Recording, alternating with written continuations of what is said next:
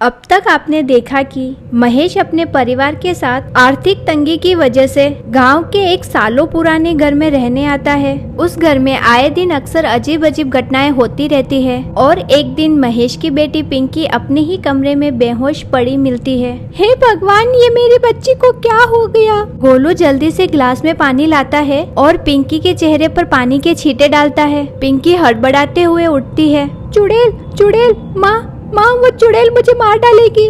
कौन सी चुड़ैल बेटा? यहाँ तो कोई भी नहीं है। नहीं माँ, वो यही थी मेरे पीछे और उसने मुझे मारने के लिए मेरा गला भी पकड़ा था।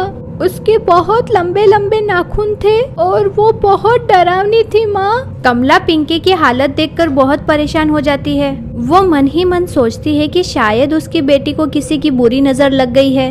पर अचानक कमला की नजर पिंकी की गर्दन पर पड़ती है। पिंकी की गर्दन पर ऐसे निशान पड़े थे मानो जैसे किसी ने नाखूनों से उसकी गर्दन खरोच दी हो।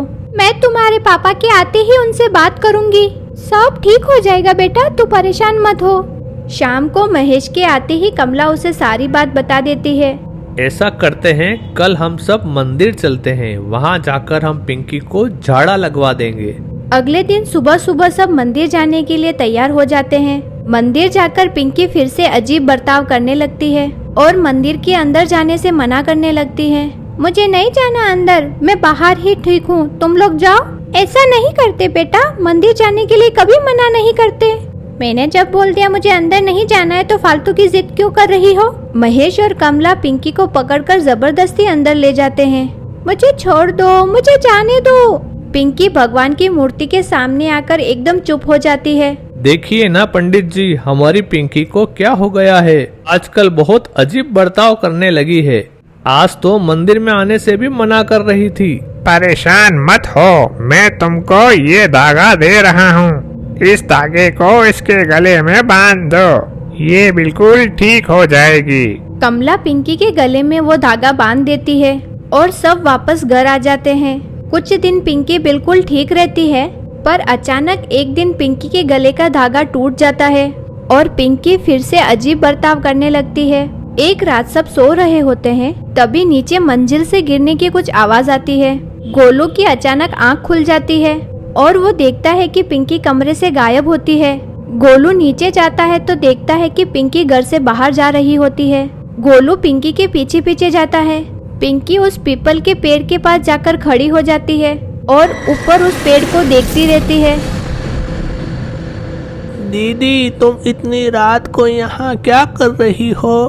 पिंकी गोलू की बात न सुनकर बस उसी पेड़ को घूरती रहती है। दीदी, मैं कब से आपको देख रहा हूँ, आप मेरी बात क्यों नहीं सुन रही?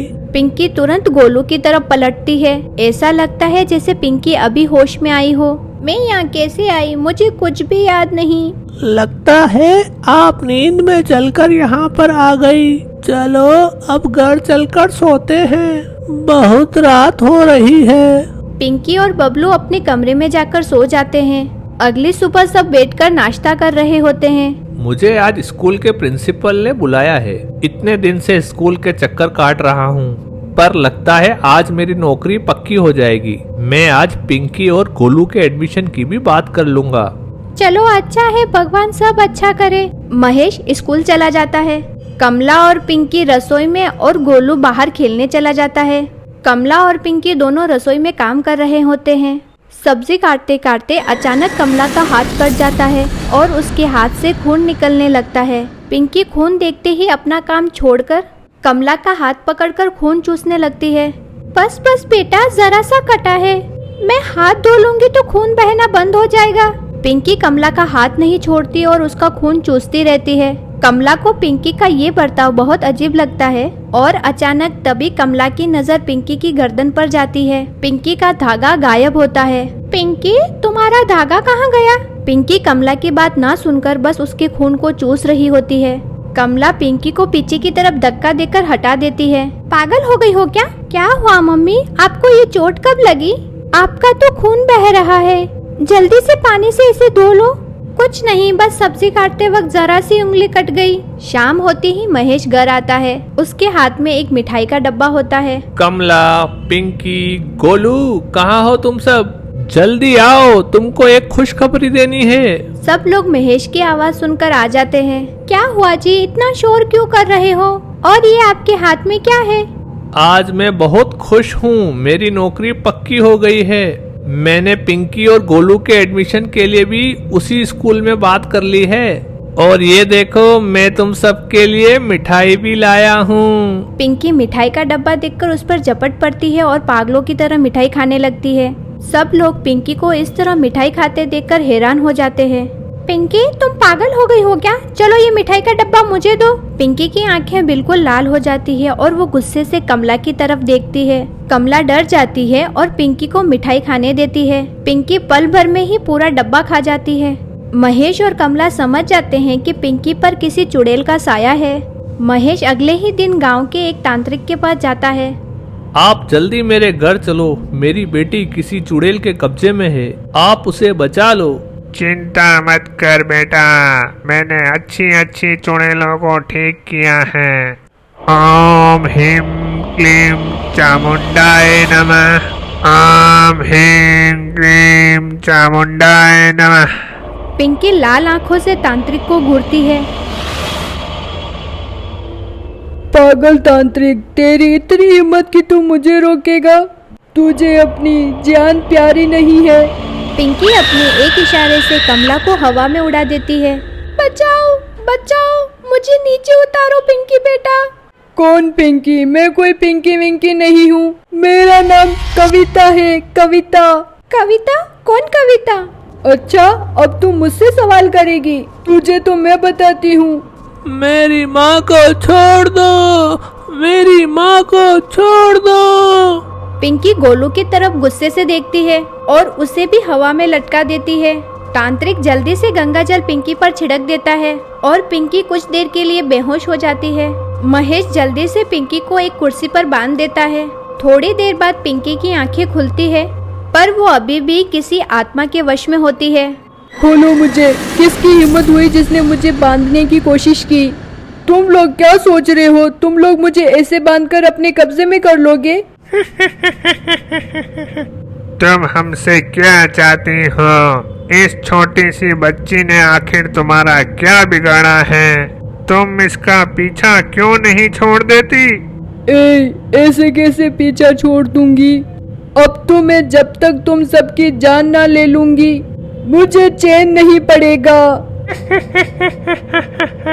तांत्रिक पिंकी के सर पर एक त्रिशूल का निशान लगा देता है। पिंकी बुरी तरह चिल्लाती है। छोड़ दो मुझे, तुम लोग मेरा कुछ नहीं बिगाड़ पाओगे। छोड़ दो मुझे। अगर तू मुझे अपने बारे में नहीं बताएगी तो मैं तुझे ऐसे ही तड़पाऊंगा। बता, तू कौन है? क्यों इन लोगों को दुखी कर रही हैं? बताती हूँ। मैं इस घर की नौकरानी थी। बहुत सालों पहले इस घर में काम किया करती थी। इस घर में एक मौसी और उनका बेटा जगदीश रहता था। मैं ऊपर वाले कमरे में रहती थी। जगदीश मुझे बोलता था कि वो मुझे बहुत प्यार करता है। मैं भी उससे प्यार करने लगी थी। उसने मुझसे शादी का वादा भी किया था, पर एक दिन वो शहर गया और किसी और से शादी कर ली। मैं ये बात बर्दाश्त नहीं कर पाई और बाहर जो पीपल का पेड़ है उस पर फांसी लगाकर आत्महत्या कर ली। मरने के बाद भी मेरी आत्मा को शांति नहीं मिली। मेरा मकसद तो बस जगदीश की जान लेना था। एक दिन जब वो अपनी बीवी के गांव आया तो मुझे उसे मारने का मौका मिल गया था, पर उसकी माँ की वजह से वो बच गया। उन्होंने पूजा करवा के ऊपर मेरे ही कमरे में मुझे हमेशा के लिए बंद कर लिया। मैं इतने सालों से उस कमरे में बंद थी, पर पिंकी ने वो कमरा खोलकर मुझे आजाद कर दिया। पर तुम्हारा गुनहगार तो वो जगदीश था। तुम क्यों इन लोगों के साथ बुरा कर रही हो? मैं इनका नहीं बल्कि हर उस इंसान का बुरा करूंगी जो मेरे सामने आएगा।